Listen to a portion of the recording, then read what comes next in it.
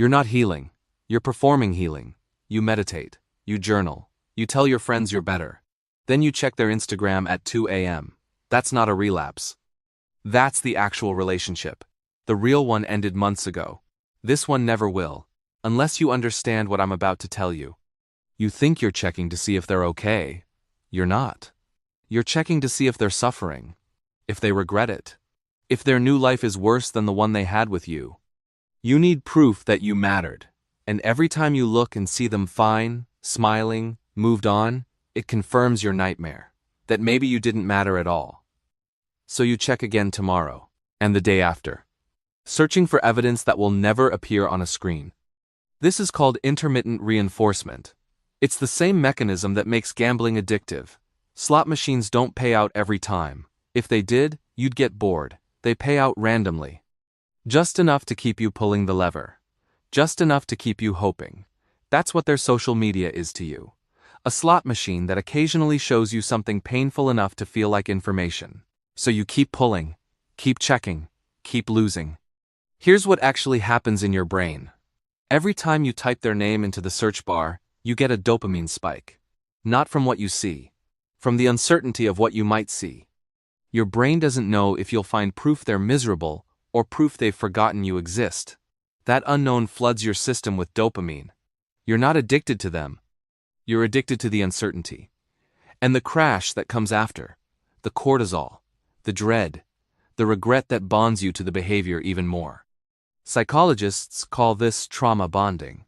You're bonding with your own pain. The checking becomes a ritual. A way to feel connected to them without actually being connected. A way to keep the story alive in your head, because ending it for real means accepting something you can't accept yet. That they're gone. That they chose to leave. That they're fine without you. And you're not fine without them. But here's the truth nobody says out loud. They don't think about you anymore. I know that hurts. I know you want me to say they secretly miss you, that they look at your pictures too, that they regret everything. Some might. Most don't. And the ones who do, still aren't coming back. You're fighting a ghost. A version of them that only exists in your memory. The real them moved on 6 months ago while you're still trying to solve a mystery with no answer. Let me tell you what closure actually is. It's not them apologizing. It's not them admitting they were wrong. It's not them realizing what they lost. Closure is you accepting that you'll never get those things. That you'll never know exactly why they left. That you'll never understand how they could move on so fast. Closure is the decision to stop asking questions that have no answers. And that decision happens the second you block them everywhere and never look back. I already know what you're thinking. But what if they try to reach out? If they wanted to reach out, a blocked Instagram wouldn't stop them. They know where you live. They have your number. They could show up. They could send a letter. If they wanted you, they'd find a way. They haven't. That's your answer. The one you keep refusing to accept because accepting it means grieving for real. Not the performance grief where you cry to friends and post sad quotes. The kind where you sit alone and admit it's over and it's never coming back. Here's the protocol. Not advice. A protocol. Delete their number. Block them on every platform.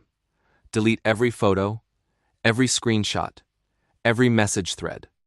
I don't care if it's 2 years of memories. Those memories are keeping you sick. You're not preserving the good times. You're preserving the wound. And every time you scroll through those photos at 3 a.m., you're pouring salt in it. You're choosing pain over peace, because pain feels more like love than nothing does. The first 3 days will be hell. Your brain will panic. It'll tell you this is a mistake, that you need to unblock them just in case, that you're being dramatic. That's withdrawal. Your brain is detoxing from the dopamine loop.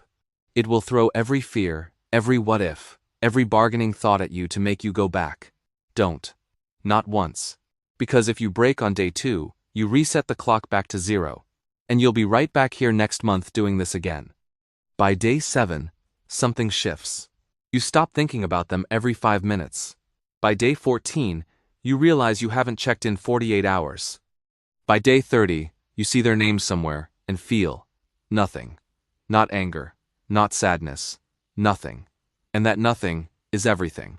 That's freedom. That's what's waiting on the other side of this.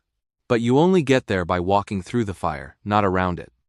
Here's the psychological principle you need to understand. The Zeigarnik Effect. Your brain obsesses over unfinished tasks, incomplete stories, unanswered questions. That's why you can't stop thinking about them. Your brain sees this as unfinished business. It wants resolution. But some stories don't get endings. Some people leave without explanation. Some doors close without warning. And your brain has to learn that not everything gets tied up neatly. You're trying to finish a story that's already over. You're writing chapters in your head that will never exist in reality. And every time you check on them, you're telling your brain, this story is still active, keep working on it. The only way to close the loop is to force the ending yourself. You block them. You delete everything. You tell your brain, this story is over, stop running the program. That's how you break the cycle. Not by understanding why they left, by accepting that they did. Let me tell you what nobody wants to hear. Some people were only meant to be in your life temporarily. To teach you something. To show you what you don't want. To break you so you could rebuild yourself differently. That person who destroyed you? They weren't your soulmate. They were your demolition crew. They came in, wrecked the old version of you, and left. Now you're standing in the rubble trying to rebuild the exact same structure. Don't. Build something new. The version of you that needed them doesn't exist anymore. That person died when they left. You're trying to resurrect someone who's already gone. The you that laughed at their jokes, that felt safe with them, that believed their promises, that person is gone. And good. Because that person accepted less than they deserved. That person ignored red flags. That person stayed too long. You're not going back to who you were. You're becoming who you're meant to be. And that person doesn't check on people who chose to leave. Here's your mission. Today, not tomorrow. Close this video. Open Instagram. Block them. Don't announce it. Don't send a final message. Just block. Then delete their number. Then delete every photo. Then go outside. Call a friend. Work on something. Do anything that moves your life forward instead of backward. And every time your brain tries to pull you back, every time you feel that itch to check, say this. I don't need to know. I'm choosing me. Say it out loud, as many times as it takes. You're not weak for struggling with this. You're human. But you're also capable of more than you're showing yourself right now. You've survived every day up to this point. You can survive one more without checking. Then another. Then another. Until checking isn't even an option anymore. Until they become a memory that doesn't hurt when you touch it. Until you see their name and feel absolutely nothing. That's the goal. Not to hate them.